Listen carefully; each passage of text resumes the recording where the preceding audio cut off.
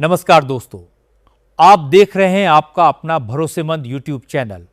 मैं आपका स्वागत करता हूं और आज की यह खबर देश के करोड़ों कर्मचारियों, पेंशन धारकों, फैमिली पेंशनर्स और EPFO से जुड़े हर उस व्यक्ति के लिए बेहद महत्वपूर्ण है जो अपने भविष्य की आर्थिक सुरक्षा को लेकर चिंतित है। आज की इस विशेष रिपोर्ट में हम विस्तार से चर्चा करेंगे।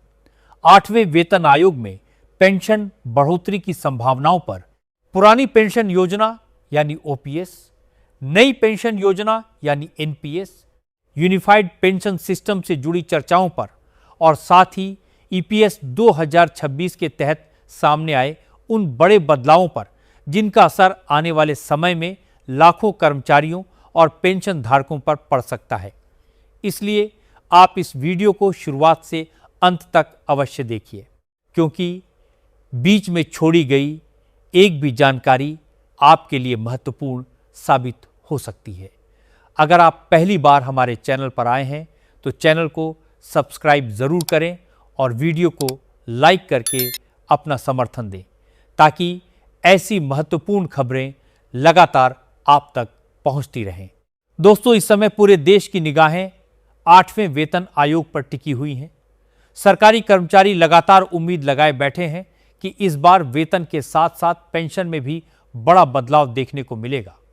लेकिन केवल कर्मचारी ही नहीं, बल्कि लगभग 70 लाख केंद्रीय पेंशनर्स और फैमिली पेंशनर्स भी इस आयोग की सिफारिशों का बेसब्री से इंतजार कर रहे हैं।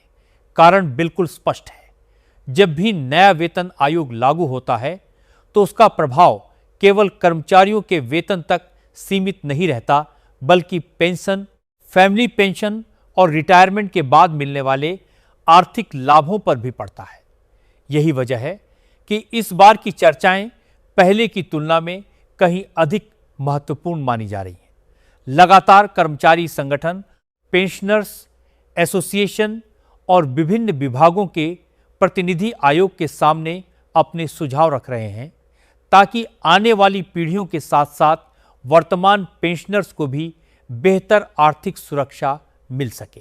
हाल ही में आयोग द्वारा विभिन्न शहरों में आयोजित बैठकों में रेलवे, रक्षा, स्वास्थ्य, डाक, संचार, राजस्व और अन्य विभागों के प्रतिनिधियों ने हिस्सा लिया।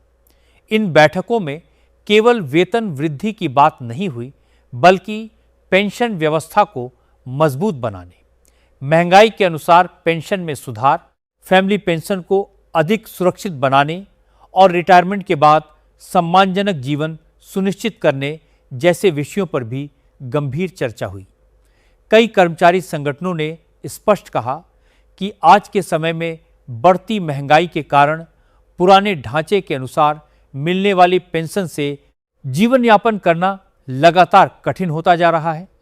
दवाइयों का खर्च, इलाज का खर्च, घरेलू आवश्यकताओं की बढ़ती कीमतें और अन्य आर्थिक दबावों को देखते हुए अब पेंशन संरचना में व्यापक सुधार की आवश्यकता महसूस की जा रही है। सबसे अधिक चर्चा फिटमेंट फैक्टर को लेकर हो रही है। कर्मचारी संगठनों का मानना है कि यदि सरकार उच्च फिटमेंट फैक्टर को स्वीकार करती है तो इसका सीधा लाभ कर्मचारियों की सैलरी के साथ साथ पेंशनर्स को भी मिलेगा।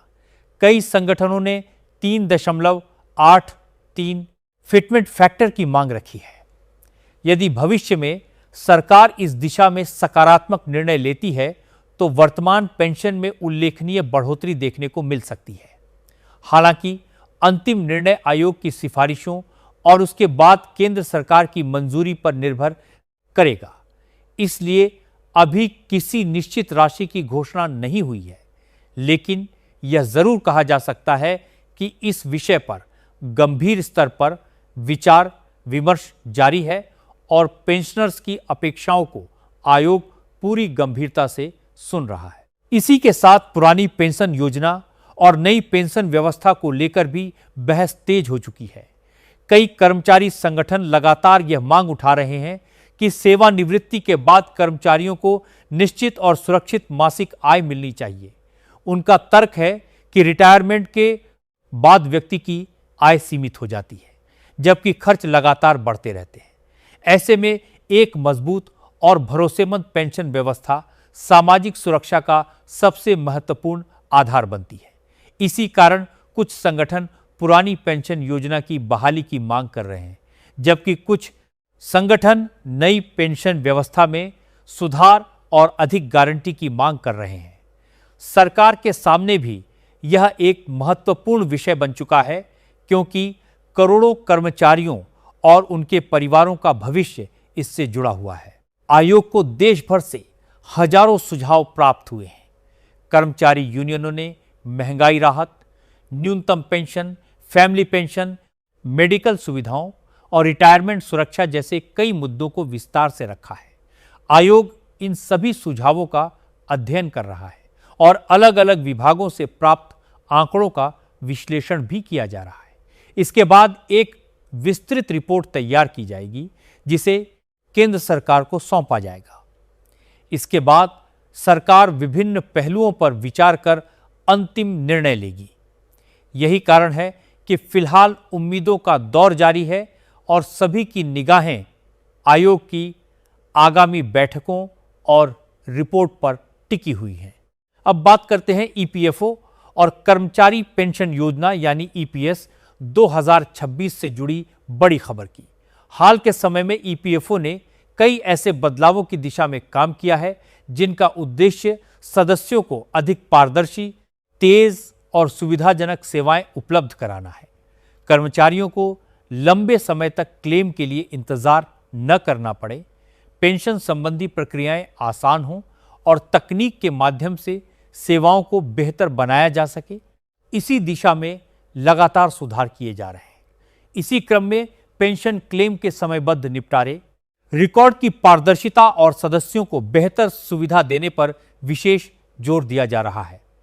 आने वाले समय में डिजिटल प्रक्रिया को और मजबूत किए जाने की भी तैयारी बताई जा रही है, ताकि कर्मचारियों को बार बार कार्यालयों के चक्कर न लगाने पड़े और अधिकांश कार्य ऑनलाइन माध्यम से पूरे किए जा सके। दोस्तों, अब सबसे बड़ा सवाल यही है कि क्या 8वें वेतन आयोग की सिफारिशें लागू होने के बाद कर्मचारियों और पेंशन धारकों को एरियर भी मिलेगा? यही वह प्रश्न है जिसका जवाब इस समय देश भर के लाखों केंद्रीय कर्मचारी और लगभग 70 लाख पेंशन धारक जानना चाहते हैं। जैसे जैसे 8वें वेतन आयोग की प्रक्रिया आगे बढ़ रही है, वैसे वैसे एरियर को लेकर भी चर्चाएं तेज होती जा रही हैं। कई कर्मचारी संगठनों का कहना है कि यदि आयोग की सिफारिशों को लागू करने में समय लगता है और सरकार किसी पूर्व प्रभावी तिथि से वेतन एवं पेंशन संशोधित करने का निर्णय लेती है, तो उस अवधि का एरियर भी मिल सकता है। हालांकि अभी तक केंद्र सरकार की ओर से एरियर को लेकर कोई आधिकारिक घोषणा नहीं की गई है, इसीलिए इस विषय पर किसी भी प्रकार की अंतिम पुष्टि करना उचित नहीं होगा। लेकिन कर्मचारी संगठनों की मांग लगातार यही है कि यदि संशोधित वेतन और पेंशन लागू होते हैं तो कर्मचारियों और पेंशन धारकों को उनका पूरा वित्तीय लाभ मिलना चाहिए, ताकि किसी भी प्रकार का आर्थिक नुकसान न हो। वर्तमान समय में कर्मचारी संगठनों की सबसे बड़ी मांगों में फिटमेंट फैक्टर, न्यूनतम वेतन, न्यूनतम पेंशन, फैमिली पेंशन में सुधार और संभावित एरियर शामिल हैं। उनका कहना है कि पिछले कुछ वर्षों में महंगाई जिस तेजी से बढ़ी है, उससे निश्चित आय पर निर्भर लोगों के लिए आर्थिक चुनौतियां भी काफी बढ़ गई हैं।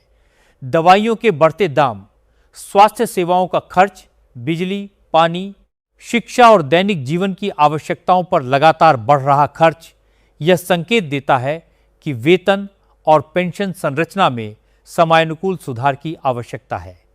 यही कारण है कि आयोग के समक्ष प्रस्तुत ज्ञापनों में बार बार इस बात पर जोर दिया गया है कि नई व्यवस्था केवल वेतन वृद्धि तक सीमित न रहे, बल्कि पेंशन धारकों को भी समान रूप से राहत मिले। कई विशेषज्ञों का मानना है कि यदि सरकार आयोग की प्रमुख सिफारिशों को स्वीकार करती है, तो संशोधित वेतन और पेंशन लागू होने के बाद कर्मचारियों तथा पेंशन धारकों की मासिक आय में उल्लेखनीय सुधार देखने को मिल सकता है। यदि लागू करने की प्रभावी तिथि और वास्तविक लागू होने की तिथि के बीच अंतर रहता है तो एरियर का प्रश्न स्वाभाविक रूप से सामने आएगा। लेकिन यह पूरी तरह सरकार के अंतिम निर्णय और अधिसूचना पर निर्भर करेगा। इसीलिए जब तक आधिकारिक आदेश जारी नहीं होता तब तक एरियर की राशि या उसकी अवधि के बारे में कोई भी दावा केवल अटकल माना जाएगा। 8वें वेतन आयोग को लेकर कर्मचारियों और पेंशन धारकों की उम्मीदें इसलिए भी बढ़ी हुई हैं क्योंकि यह केवल वेतन संशोधन का मामला नहीं है, बल्कि रिटायरमेंट के बाद सम्मानजनक जीवन सुनिश्चित करने का भी विषय है। यदि पेंशन में बढ़ोतरी होती है, फिटमेंट फैक्टर में सुधार होता है और सरकार पेंशन संरचना को अधिक मजबूत बनाती है तो इसका लाभ लाखों परिवारों तक पहुंचेगा।